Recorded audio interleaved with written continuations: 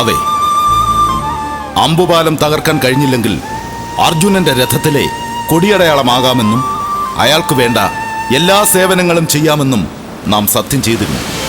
അപ്പോൾ ഇവിടെ നടന്നതൊരു മത്സരമായിരുന്നു. പക്ഷേ അതൊരു ന്യായമായ മത്സരമായിരുന്നില്ല.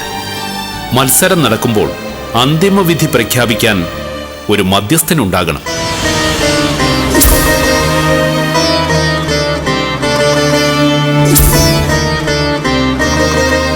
നിങ്ങൾക്ക് മധ്യസ്ഥനുണ്ടായിരുന്നു? ഇല്ലായിരുന്നു. അതാണ് ഞാൻ പറഞ്ഞത്, ഇവിടെ നടന്നത് ഒരു ന്യായമായ മത്സരമല്ലായിരുന്നെന്ന്. നിങ്ങൾ ഒന്നുകൂടി മത്സരം നടത്തുക.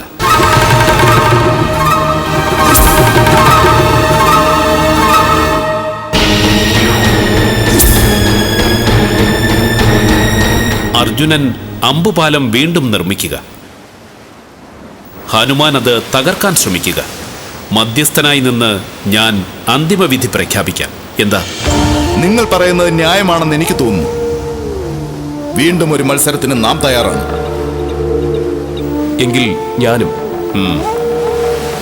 എങ്കിൽ താങ്കൾ വില്ലുമായി വരൂ. നമുക്ക് കടപ്പുറത്തേക്ക് പോകാം.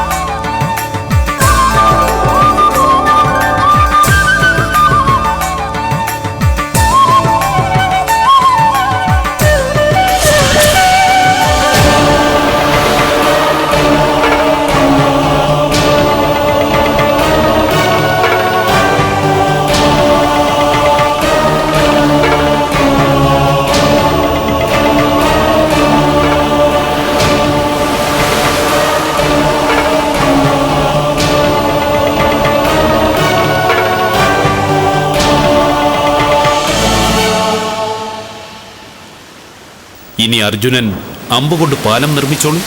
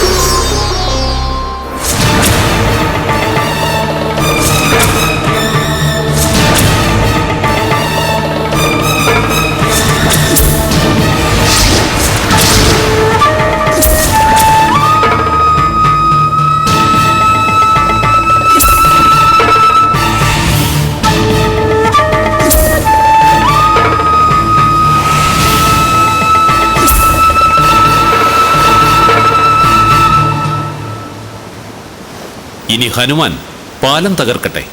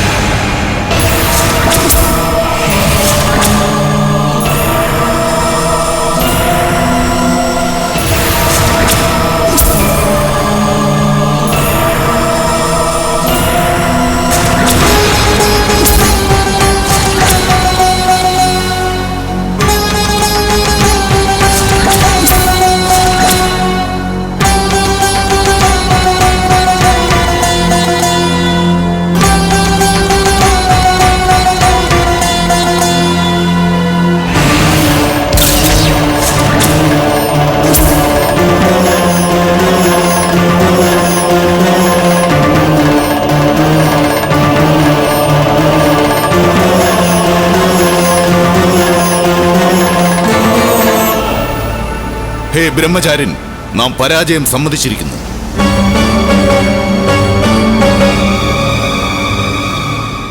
ഞാൻ അർജുനന്റെ രഥത്തിലെ കൊടിയടയാളമായി ഇരുന്നു കൊള്ളാം. അർജുനന് വേണ്ട എല്ലാ സേവനങ്ങളും ചെയ്തു കൊള്ളാം.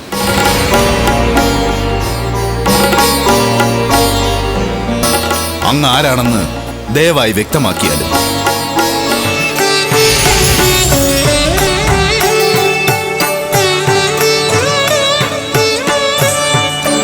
ആഞ്ജനേയ, ശ്രീരാമനും ശ്രീകൃഷ്ണനും രണ്ടല്ല, ഒന്ന് തന്നെയാണെന്ന് ധരിച്ചാലും. ത്രേതായുഗത്തിൽ നാം ശ്രീരാമനായി അവതാരമെടുത്തു, ദ്വാപരയുഗത്തിൽ ശ്രീകൃഷ്ണനായും. ഭഗവാനെ, രാമഭക്തനായ ഹനുമാനും കൃഷ്ണഭക്തനായ അർജുനനും തമ്മിൽ സഖ്യമുണ്ടാകണം. അതിനുവേണ്ടി നാം ഒരുക്കിയ ലീലാവിലാസങ്ങളാണ് ഇതുവരെ നടന്നതൊക്കെയും എന്നറിയുക.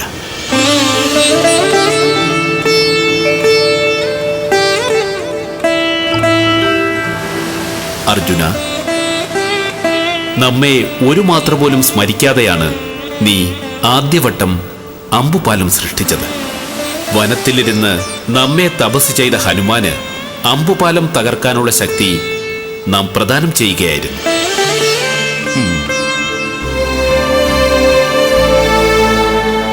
രണ്ടാം വട്ടം അമ്പുപാലം സൃഷ്ടിക്കുന്നതിന് മുമ്പ് അർജുനൻ നമ്മെ ധ്യാനിച്ചിരുന്നു. ഹനുമാൻ പാലം തകർക്കാൻ ശ്രമിച്ചത് തികഞ്ഞ ഗർവോടെയും. അതുതന്നെയാണ് അർജുന വിജയത്തിനും ഹനുമാന്റെ പരാജയത്തിനും കാരണമെന്നറിയുക.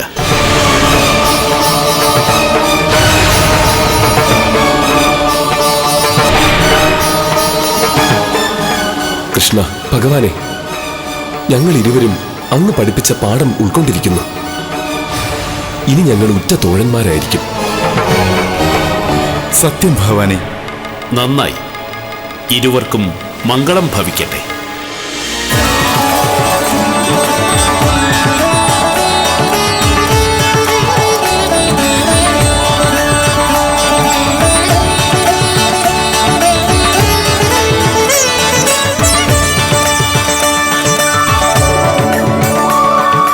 അർജുന, വായുപുത്രനായ എന്റെ സഹോദരനാണ് നിന്റെ സഹോദരൻ ഭീമസേനൻ.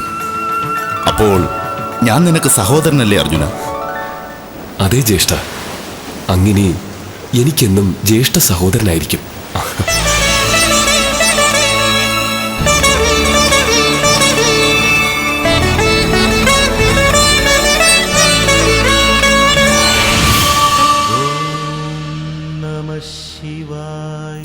അങ്ങനെ അർജുനനും ഹനുമാനും അവരവരുടെ ഗർവുകൾ തിരിച്ചറിയുന്നു. ഭഗവാന്റെ ഉപദേശത്തിലൂടെ അവർക്ക് തിരിച്ചറിവുണ്ടാകുന്നു. അവർ പരസ്പരം മാപ്പ് പറഞ്ഞ് ചങ്ങാതിമാരാവുന്നു. പാശുപതാസ്ത്രം നേടാനുള്ള തപസ്സിനായി അർജുനൻ വനത്തിലേക്ക് യാത്രയാവുകയും ചെയ്യുന്നു. ഗർവ് ആർക്കുണ്ടാകുന്നുവോ അവർക്കൊക്കെ ഭഗവാൻ തൽക്ഷണം തിരിച്ചടി നൽകുമെന്നാണ് ഈ കഥയിലെ ഗുണപാഠം.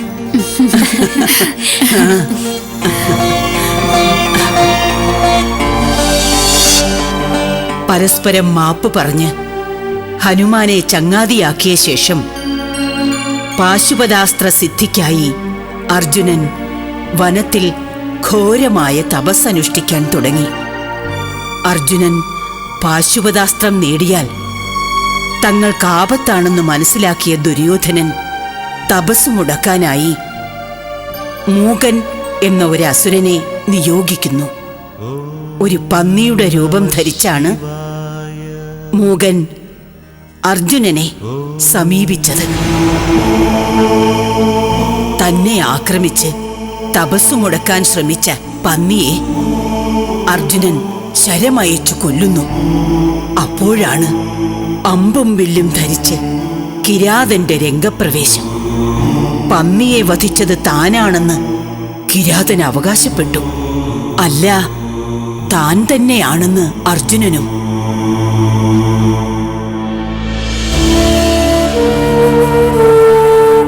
തർക്കത്തിനൊടുവിൽ കിരാതൻ സാക്ഷാൽ പരമശിവനായി മാറുന്നു. അർജുനന്റെ തപസ്സിൽ സംപ്രീതനായ ഭഗവാൻ അർജുനന് പാശുപതാസ്ത്രം നൽകുന്നു. അങ്ങനെയാണ് ഭഗവാൻ കിരാതവേഷം ധരിച്ചത്. ശംഭോ മഹാദേവ.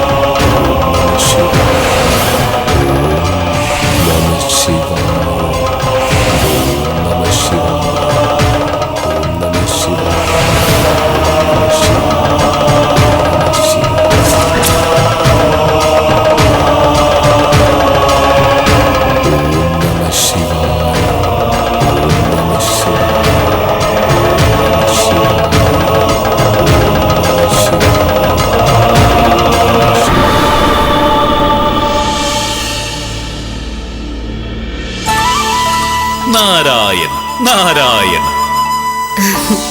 പ്രണാമം ദേവർഷേ. പ്രണാമം. പ്രണാമം ദേവ. പ്രണാമം ദേവി. എന്താണ് നാരദരെ വിശേഷങ്ങൾ? വില്ലാളി വീരനായ അർജുനൻ വജ്രകീലം എന്ന പർവ്വതത്തിൽ കൊടും തപസ് ആരംഭിച്ചിരിക്കുന്നു.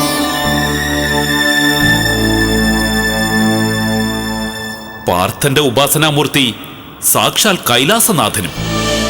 അർജുനൻ ദേവന്റെ ഉത്തമ ഭക്തനാണല്ലോ. അർജുനനെ അധികം ക്ലേശിപ്പിക്കാതെ ഇഷ്ടവരം നൽകണമെന്നാണ് നമ്മുടെ അഭിപ്രായം. എന്താ നാരദരെ? അർജുനന്റെ കാര്യത്തിൽ ദേവൻ ക്ഷിപ്രപ്രസാദിയാകുമെന്ന് തോന്നുന്നില്ല. ഭക്തൻ ശക്തനും ശസ്ത്രാസ്ത്ര പ്രയോഗ സമർത്ഥനുമാണല്ലോ. കടുത്ത പരീക്ഷണങ്ങൾ തന്നെ വൈകുണ്ഠനാഥന്റെ ഭാഗത്തു നിന്നുണ്ടാവും. നാരായണ നാരായണ. അർജുനന്റെ തപസ്സിന് വിഘ്നമായി ഭവിക്കുന്നത് ശത്രുക്കളായ കൗരവരായിരിക്കും. പ്രത്യേകിച്ചും തപം മുടക്കാൻ ദുര്യോധനൻ ആവതും ശ്രമിക്കുന്നതായിരിക്കും. അത് പാടില്ല. ദുര്യോധനൻ വിതയ്ക്കുന്ന ക്ലേശങ്ങളിൽ നിന്നും അങ്ങയുടെ ഉത്തമ ഭക്തനെ രക്ഷിക്കണമെന്ന് ഓർമ്മിപ്പിക്കാനാണ് നമ്മുടെ ആഗമനമെന്ന് അങ്ങ് ധരിച്ചാലും. നാം മനസ്സിലാക്കുന്നു ദേവർഷേ, ദുര്യോധനന്റെ മായാവിലാസങ്ങൾക്കൊന്നും പാർത്ഥന്റെ തപസ് മുടക്കാൻ കഴിയാത്ത രീതിയിൽ നാം വേണ്ട സംരക്ഷണം നൽകുന്നതായിരിക്കും. സംരക്ഷണങ്ങൾക്കൊടുവിൽ ശിക്ഷയായി ദേവന്റെ വക ചില കടുത്ത പരീക്ഷണങ്ങളും ഉണ്ടാകുമല്ലോ. നാരായണ നാരായണ. ഘോരമായ വൃഷ്ടിയും വെറിയും കാറ്റും മഞ്ഞുവീഴ്ചയും അവഗണിച്ച് അർജുനന്റെ തപസ് തുടർന്നുകൊണ്ടേയിരുന്നു. അർജുന തപസ്സിനെ കുറിച്ചറിഞ്ഞ കൗരവമുഖ്യനായ ദുര്യോധനൻ മൂകൻ എന്നു പേരായ ഒരു അസുരനെ അർജുന തപസ് മുടക്കാനായി നിയോഗിച്ചു. മൂകൻ ഒരു പന്നിയായി രൂപം മാറി അർജുന സവിധത്തിലെത്തുന്നു.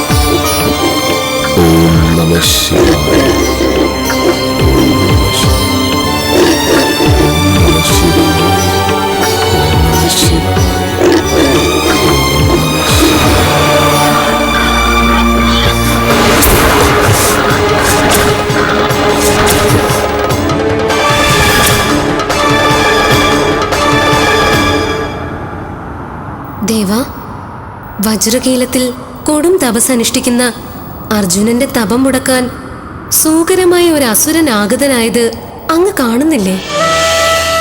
കാണുന്നുണ്ട് ദേവി. മൂകൻ എന്ന് പേരായ ഒരു അസുരനാണ് സൂകര വേഷം ധരിച്ചെത്തിയിരിക്കുന്നത്. തപം മുടക്കാൻ സൂകരനെ നിയോഗിച്ചത് അർജുനന്റെ മുഖ്യ ശത്രുവായ ദുര്യോധനനാണെന്ന് ധരിച്ചാലും. ദുര്യോധനന്റെ ഹീനശ്രമം തടയേണ്ടതല്ലേ ദേവ? അതേ ദേവി. നമ്മുടെ ഭക്തനായ അർജുനനെ രക്ഷിക്കുക മാത്രമല്ല, അദ്ദേഹത്തിന്റെ ഭക്തിയുടെ തീവ്രത നമുക്ക് പരീക്ഷിച്ചറിയുകയും വേണം. അങ്ങയുടെ ഏത് പരീക്ഷണത്തെയും അതിജീവിക്കാനുള്ള തപശക്തി അർജുനനുണ്ടാവും. അങ്ങനെ അതിജീവിച്ചാൽ നമ്മുടെ ഉത്തമ ഭക്തനായ അർജുനന് നാം ദിവ്യാസ്ത്രം നൽകി അനുഗ്രഹിച്ചിരിക്കും. നന്നായി. ഗാണ്ഡീവ ധന്വാവായ അർജുനൻ അങ്ങയുടെ ദിവ്യാസ്ത്രം കൂടി നേടുന്നതോടെ ഭാവിയിൽ അജയ്യനായി ഭവിക്കുന്നതായിരിക്കും. ദേവിയുടെ പ്രവചനം സത്യമായി ഭവിക്കട്ടെ.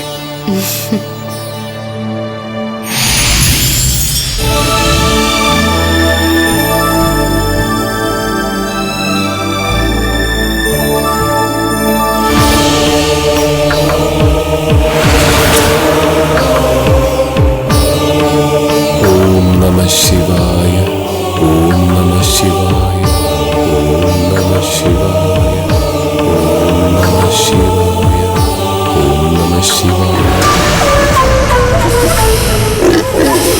ഓം നമഃ ശിവായ ഓം നമഃ ശിവായ ഓം നമഃ ശിവായ ഓം നമഃ ശിവായ ഓം നമഃ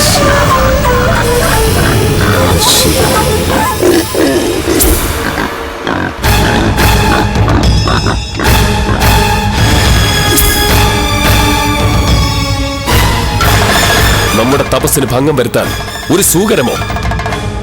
അത്രയ്ക്കായോ ധിക്കാരം?